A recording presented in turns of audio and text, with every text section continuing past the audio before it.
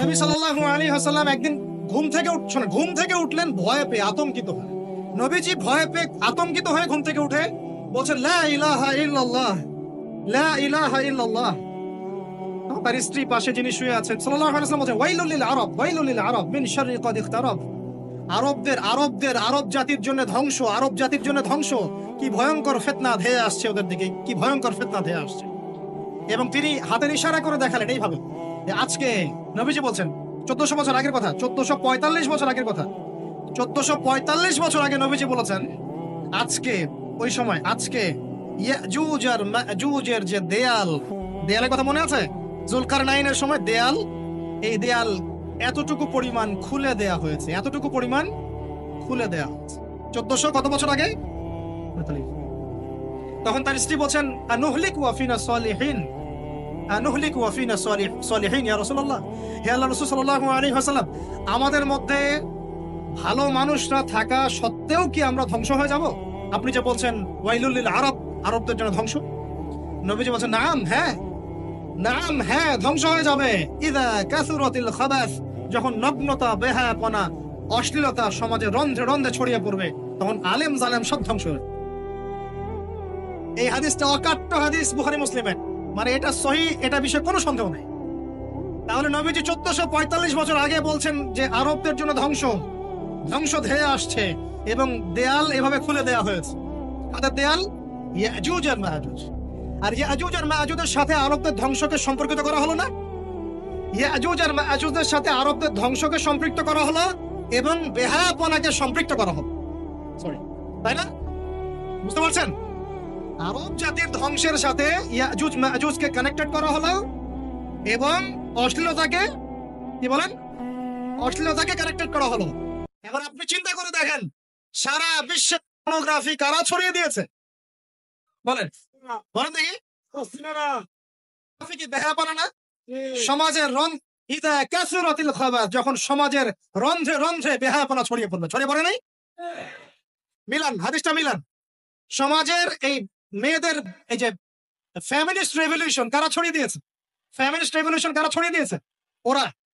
সমাজে মেয়ে ছেলে একসাথে চলবে একই পোশাকে, কারা ছড়িয়ে দিয়েছে? সমাজে মেয়েদের বেপরদায় চলার এই সংস্কৃতি কারা ছড়িয়ে দিয়েছে? মাদক আর সুদের সংস্কৃতি কারা ছড়িয়ে দিয়েছে? জেনা, ব্যভিচার, পর্নোগ্রাফি, এগুলো কারা ছড়িয়ে দিয়েছে? পৃথিবীর এমন কোন রাষ্ট্র বাকি রাখে নাই তারা এগুলো ছড়াতে, এমন কোন রাষ্ট্র বাকি না। তাহলে সব জায়গায় ছড়িয়ে পড়বে না ইয়াজুজ মাজুজের ফিতনা? ছড়িয়ে পড়েছে। আল্লাহ পাক আমাদেরকে এই পশ্চিমা গোলক ধাঁধা থেকে হেফাজত করুন, আমিন। আমাদের সংস্কৃতি নিয়ে আমরা বুক ফুলে বাঁচবো ইনশাল্লাহ, আমাদের সংস্কৃতি নিয়ে আমরা চলবো ইনশাল্লাহ। আমাদের কোরআন আছে, হাদিস আছে, আমাদের নবী আছেন, আমাদের সাহাবীরা আছেন, আমাদের দ্বীন আছে ইনশাল্লাহ। আমাদের অন্য কাউকে প্রয়োজন আছে? এই যে প্রযুক্তিগত কথাগুলো বললাম, একটু মাথা খাটান, এগুলো আমরাই তৈরি করতে পারবো ইনশাল্লাহ। সব ঢেলে সাজানো যাবে ইনশাআল্লাহ তাআলা। আল্লাহ পাক আমাদেরকে বোঝার তৌফিক দান করুন। তাহলে 1 নাম্বার কি বলেছিলাম ভাই? ইলম অর্জন। 2 নাম্বার ইলম অনুযায়ী আমল। আর এই আমলটাকে শুধু ব্যক্তি জীবনে না, জীবনের সব ক্ষেত্রে আল্লাহ কবুল করুন। 3 নাম্বার নিজের পরিবারের যত্ন নিন। নিজের ইলম অর্জন করেছেন, আমল করছেন, এখন অনেক বড় বড় কথা অনেকে বলবে, আগে পরিবার ঠিক করেন। আগে কি করবেন? ব্যাস, পরিবার বলতে আপনার স্ত্রী সন্তান। কারণ বাবা মাকে দাওয়াত দেওয়া যাবে, বাবা মাকে গালমন্দ করা যাবে না, বকাঝকা করা যাবে না। বাবা নামাজ পড়েন, আপনি কি মাইর দিতে পারবেন? মা নামাজ পড়েন, আপনি কি মাইর দিতে পারবেন? পারবেন না। তবে এই যুগে কিছু হতভাগা আছে, এরা বাপ মাকে গায়ে হাত তোলে না। এই যুগে এমন কিছু হতভাগা ছেলে মেয়ে জন্ম হয়েছে, আল্লাহ মাফ করো, এরা পিতা মাতার সাথেও কি জঘন্য আচরণ করে। পিতা মাতা দোয়া নিবেন, যাদের সাথে পিতা মাতার দোয়া থাকে জীবনে সফল হবে ইনশাআল্লাহ। যার সাথে পিতা মাতার দোয়া নাই, অবস্থা খারাপ। আল্লাহ মাফ করুক আমাদেরকে। এখন পরিবার বলতে আপনার স্ত্রী সন্তান প্রথম প্রায়োরিটি পাবে, আর পিতা মাতাকে আপনি দাওয়াত দিবেন, নসিহত করে বোঝানোর চেষ্টা করবেন। আপনার সন্তান যদি 10 বছর বয়সে নামাজ না পড়ে, তখন তাকে আপনি পিটাতে পারবেন, কিন্তু আপনি বাবাকে পারবেন? আর পরিবারের কিছু বিষয় এটা আপনি পাবেন প্যারেন্টিং বইয়ের মধ্যে। আর আল্লামা তকি উসমানী দামাত বারাকাতুহু শাইখের একটা কিতাব আছে, ইসলাম ও পারিবারিক জীবন। ইসলাম ও পারিবারিক জীবন, এই বইটা পড়লে আপনি অনেক কিছু জানতে পারবেন। আমি ডিটেলস বলে দেওয়ার সময় পাচ্ছি না আজকে। এক কথায়, পরিবারের মধ্যে তাওহীদ থাকবে, শিরক থাকবে না, ঠিক আছে? পরিবারের মধ্যে সুন্নতের চর্চা থাকবে, কোনো বেদাত থাকবে না। পরিবারে হালাল রিজিক থাকবে, কোনো হারাম ঢুকবে না। পরিবারের বিয়ে করব যখন, দিনদারিতা দেখে মেয়ে চুজ করব, সৌন্দর্য শ্বশুর টাকা পয়সা দেখে নয়। হ্যাঁ, সৌন্দর্য থাকতে পারে, সৌন্দর্য থাকলে নূরুন আলা নূর, আরো ভালো। কিন্তু যদি মেয়েটা এই যে আমাদের এখনকার সুন্দরী বলতে আপনারা যাদেরকে বোঝেন, নাম নিচ্ছি না, তাদের মতো সুন্দরী নাও হয়, মন খারাপ করার কিছু নাই। এগুলো সব আর্টিফিশিয়াল সুন্দর। কি সুন্দর? আসল সৌন্দর্য হচ্ছে কলবে। আসল সৌন্দর্য কোথায়? কলবে। আর আর তাদের কাছে যা আছে আপনার স্ত্রীর কাছে তাই আছে। এমন এক্সট্রা অর্ডিনারি কিছু নাই ওদের কাছে। যা আপনার স্ত্রীর কাছে আছে তা তাদের কাছে সেম জিনিস, সেম সেম। এখানে এত বেশি লোভনীয় হওয়ার কিছু নাই। পর্নোগ্রাফি দেখতে দেখতে মানুষের মাথাটা এমন নষ্ট হয়ে গেছে, নিজের স্ত্রীকে এখন আর ভাল লাগে না, মানুষের বউকে ভাল লাগে। তাই না? এটার একমাত্র কারণ পর্নোগ্রাফি দেখা। যারা পর্নোগ্রাফিতে আসক্ত, আল্লাহ পাকের কাছে তওবা করবেন, বের হয়ে আসবেন, না হলে আপনি জীবনে কখনো সুখী হতে পারবেন না। আপনি মন থেকে কখনো কনফিডেন্ট থাকতে পারবেন না, সুখী হতে পারবেন না। আল্লাহর সামনে দাঁড়ায় চোখের পানি ফেলতে পারবেন না। চোখটা নষ্ট হয়ে গেছে তো। আল্লাহ পাক আমাদের যুবক ভাইদেরকে পর্ন থেকে হেফাজত করুন। নিজের দৃষ্টি নত রাখবেন, ইনশাআল্লাহ আল্লাহ পাক আপনাকে খাদিজা রাদিয়াল্লাহু আনহার মতো স্ত্রী দিবেন ইনশাআল্লাহ। ইনশাআল্লাহ তাআলা আল্লাহর প্রতি ভরসা রাখেন। আল্লাহ পাকের কাছে যা চাবেন ইনশাআল্লাহ পাবেন। আল্লাহর প্রতি যে ধারণা রাখবেন আল্লাহ তেমনই হবেন ইনশাআল্লাহ। কেউ যদি ধারণা রাখে আল্লাহ আমার সাথে নাই, আল্লাহ আমাকে দিবে না, আল্লাহ তার সাথে থাকবে না।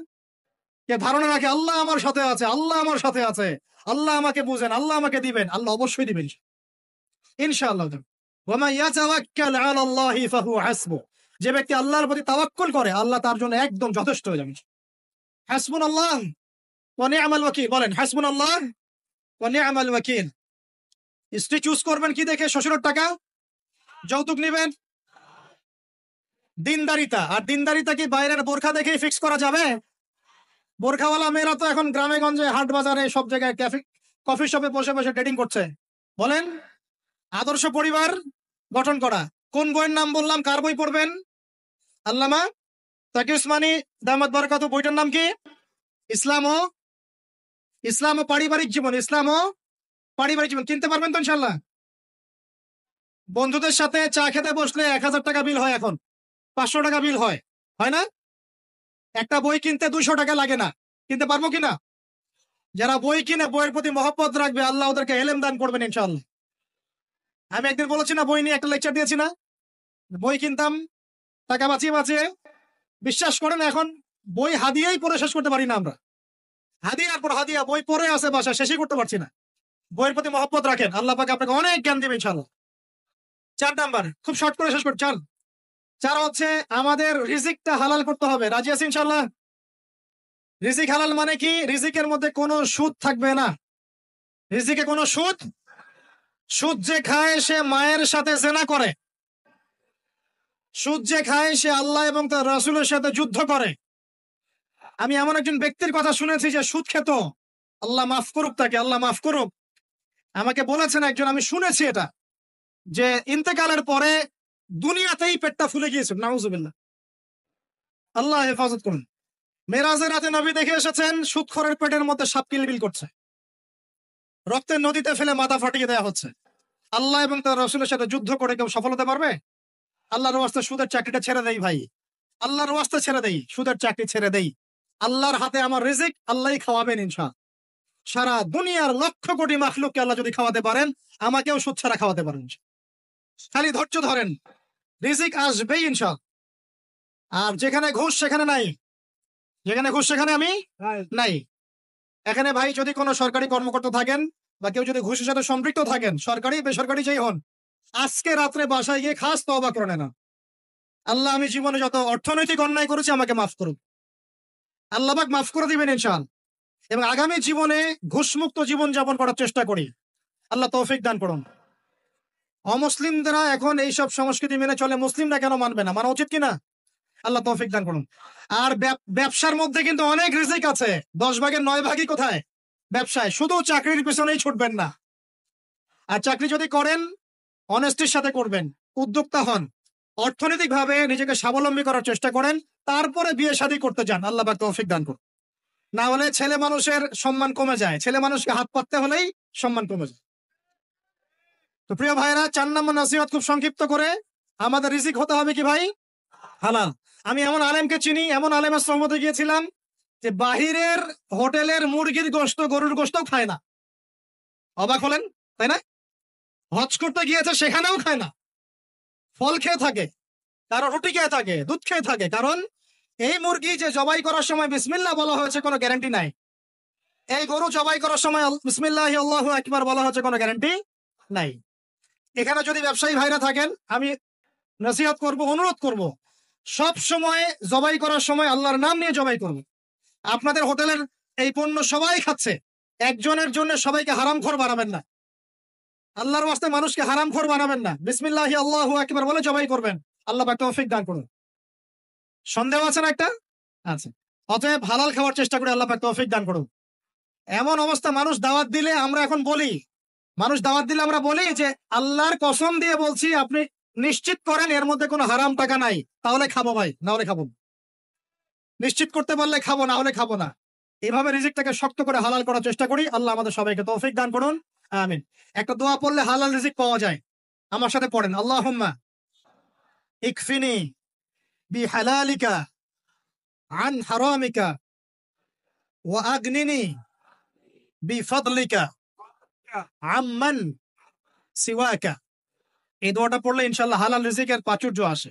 আল্লাহ তৌফিক দান করুন। আর পাঁচ নাম্বার হচ্ছে ভাই, ইলম অর্জন, আমল, পরিবার গঠন এবং হালাল খাওয়ার সাথে আমাদের সবাইকে, প্রত্যেক মুসলিম ভাইকে, শুধু আলেম, দায়ী, মুআল্লিম, ইমাম সাহেব তাদের জন্য নয়, প্রত্যেক মুসলিম ভাইকেই কমপক্ষে পার্ট টাইম দাওয়াতি কাজ করতে হবে।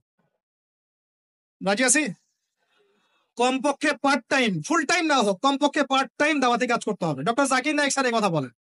তিনি বলেন যে প্রত্যেক মুসলমানকে, কনভারসেশনের মধ্যে এক ফাঁকে বলছিলেন যে প্রত্যেক মুসলমানকে কমপক্ষে পার্ট টাইম, দিনে 1 ঘন্টা, দিনে আধা ঘন্টা, দিনে 2 ঘন্টা দাওয়াতি কাজ করতে।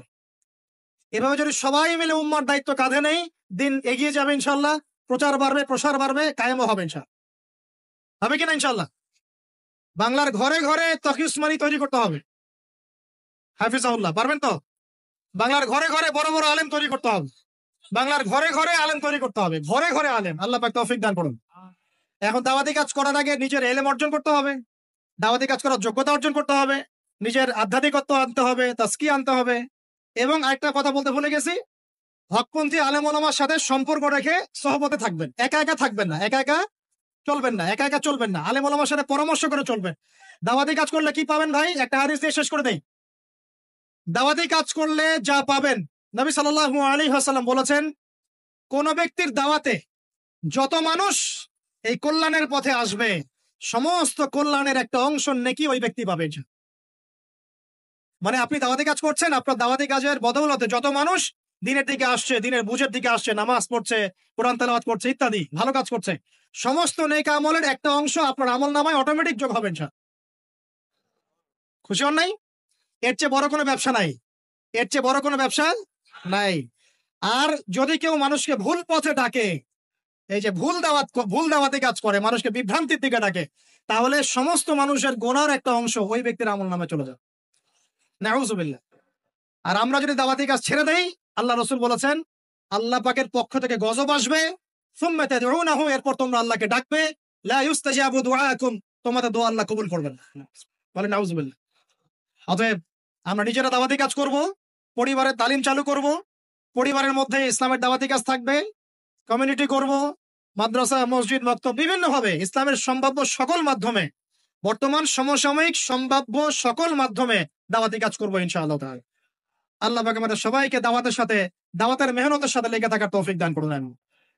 সম্মানিত দিনী ভাইরা, আজকে সংক্ষিপ্ত সময়ের মধ্যে আমরা যে 5টা মৌলিক বিষয় আলোচনা করেছি, তার আলোকে আমরা দোয়া করি আল্লাহ পাক আমাদের সবাইকে দ্বীনের ইলম অর্জনে তৌফিক দান করুন। আমাদের সবাইকে আল্লাহ পাক নবীর সুন্নাহর পাবন্দ বানিয়ে দেন।